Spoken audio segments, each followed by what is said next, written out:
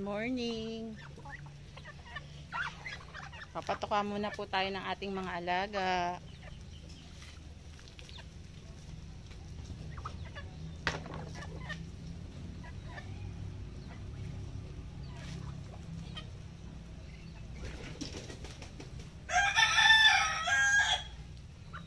Konti na yung mga alaga ko guys kasi nabili na siya, lalo na yung mga pato.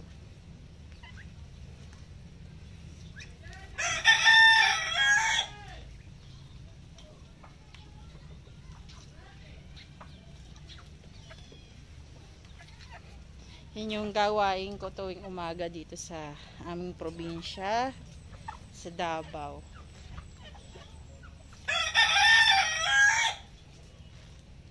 Yung ibang pato, nangingitlog.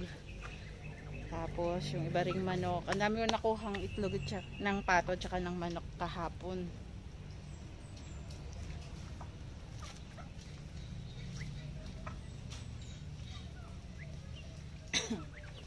Guys, mabilis sa akin dito yung mga pato. Kaso, ang natira, naglilimlim. Hindi ko na siya pwedeng ibenta. Sabi nila, masarap daw yung yung meat niyan.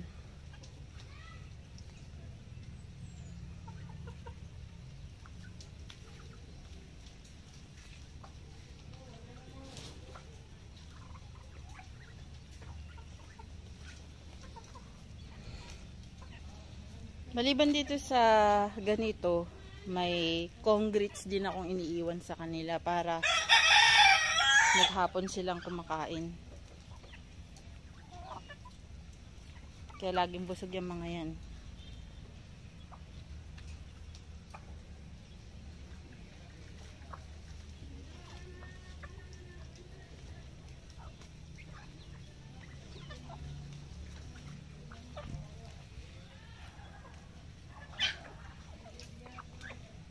Maulan dito ngayon sa aming lugar dito sa Davao.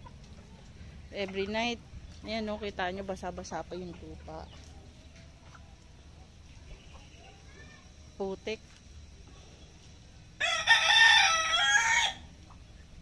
Tingnan natin dito yung isa kong patong naglilimlim. Ayun o, tulog si Mama Duck. Ayan. Tapos, ayan yung pagkain nila o. Tapos andito din yung isa. Putik talaga guys. Hindi ako makapagwalis kasi sa sobrang putik. Ala, si Mama Duck, yung itlog, ano nangyari? Mamaya ayusin ko ulit yung itlog ni Mama Duck. Kagulo na naman.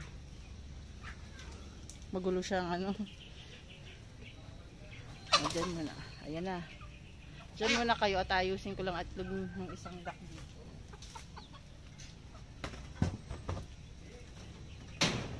Anong nangyari? Anong nangyari sa mga itlog mo?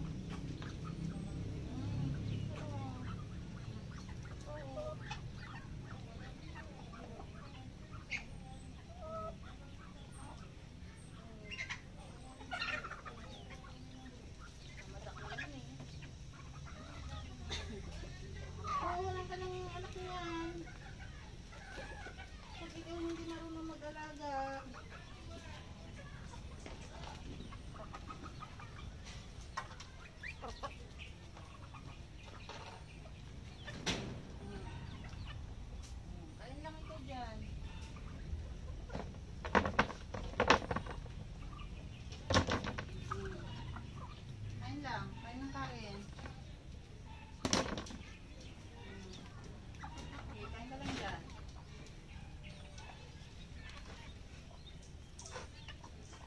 Ang gusto nyo. Yan, alis.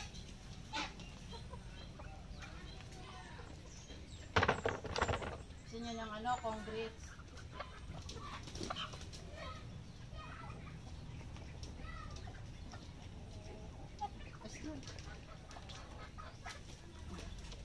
Alis.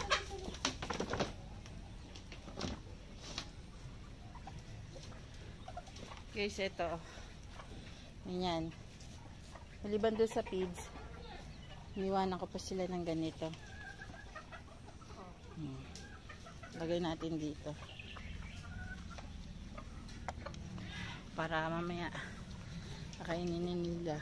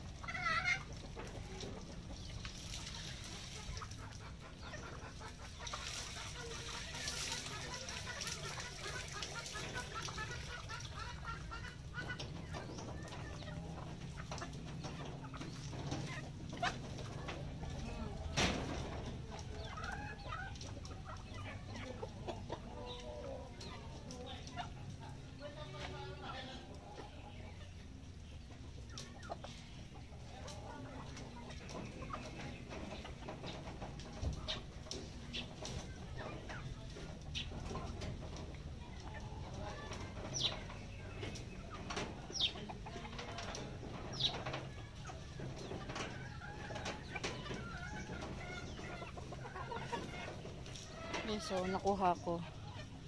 Ito itlog ng pato. Itlog ng manok. Medyo may pagka light pink. Tapos ito white.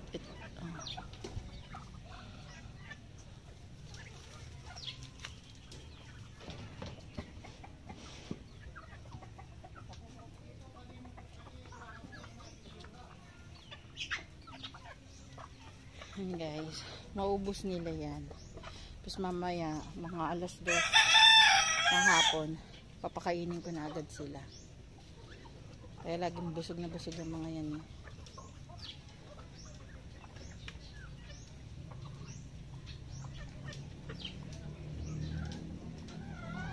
Oo. Tara dito tayo, ikot tayo sa likod. Hinuha ko yung itlog ng manok.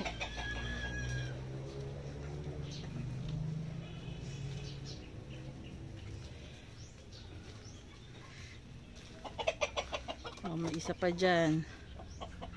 Yun o.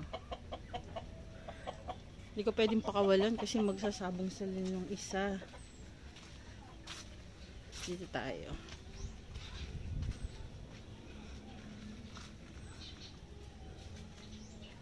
Tignan natin dito. Ayan guys o. Nangyari na naman at waldas-waldas na naman ang mga itlog nito. Guys, ayusin ko muna. Teka lang. At ang ating mga ayan guys, kumuha muna tayo ng 2 itlog ng pato. Kasi marami naman yun. Tapos yung 2 itlog na nakuha natin doon.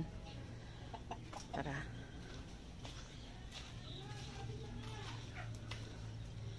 Ayan o guys, hindi ako makapagwalis. Ang dami na nahulog na. Ano dito? Dahon. Puti kasi. Oh. Ayun yung 2 itlog. 3 itlog ng pato at saka 1 itlog ng manok. So, okay na.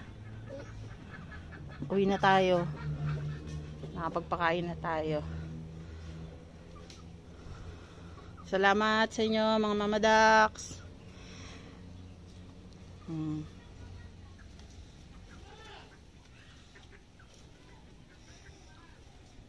Putik dito guys.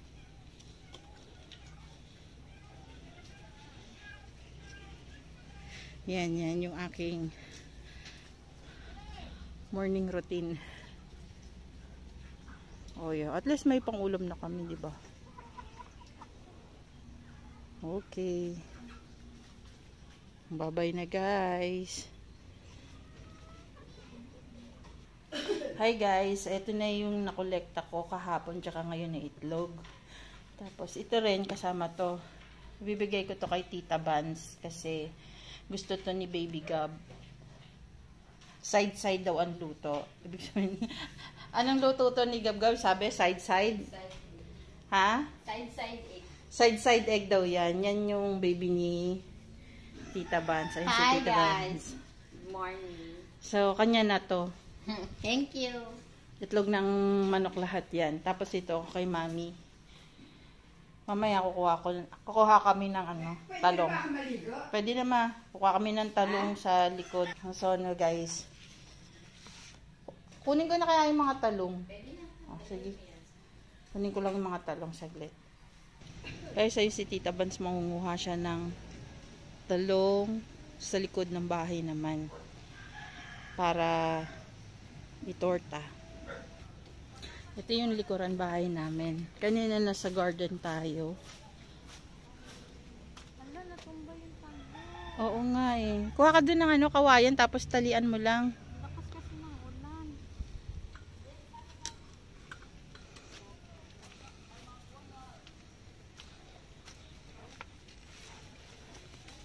Lakas kasi ng ulan sa gabi.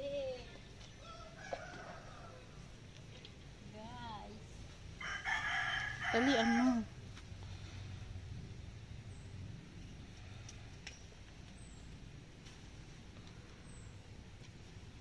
Kayang tali. Balikan mo na, talian mo. Kunin mo muna yung mga talong. Guys, ayun, may alaga din ako manok dun. Mabigat kasi yung bunga tapos ang lakas pa ng ulan. So, di ba pag malaki siya malambot? Laki yun. Kasi ulan ng ulan guys. Pag ulan talaga ng ulan. Maganda sa halaman kaso mababa yung pagkabot. Ni mamaya anuhan mo. Lagyan mo ng hindi pa niya kinuha yung iba. Kasi ulam lang ni Mother Dear. Kinain na namin. Dito may mga papaya pa. Ayun no, talong oh. Gulat ako. Ano ba yun? Takot ako sa frog. nasa ibabaw kasi ng Gulat ako guys, sorry ha. Patawad naman. Guys, ayun oh. Ayun yung frog. No, tatakot man ako kasi baka tumalon. Ayan oh. Kita nyo ba? Nanginig pa ako. Ha? Patuloy mo na lang. Ibon man yan. Ayan. Ayun sa kabila. Ayun, nakalawit na ako. Kunin mo na. Ayun o. Maganda kunin siya pag malaki na kasi. Kalala siya. Kunin mo na yan. Ayun pa sa kabila para iluluto namin bukas. Ito o. Ayan. Kita nyo ba? Blocks. Nabulok. Ayaw na bulok.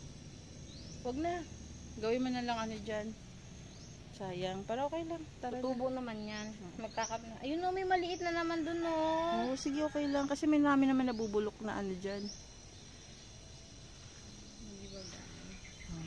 Gulat talaga ako guys sa Indian mango namin.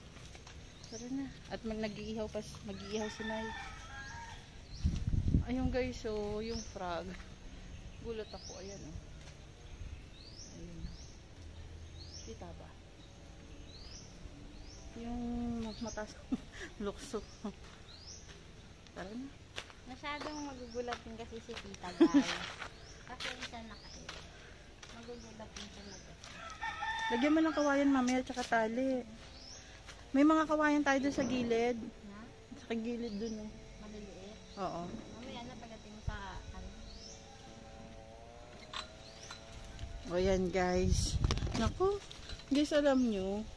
Lagi may mga basura dito. Ewan ko ba. Kasi hindi ba nila tinatapon ng maayos yung basura nila oh.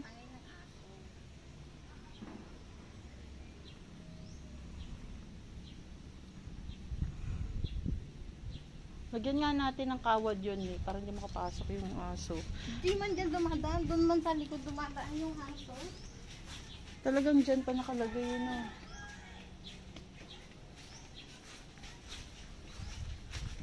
O yan guys. Maraming salamat. Thanks for watching.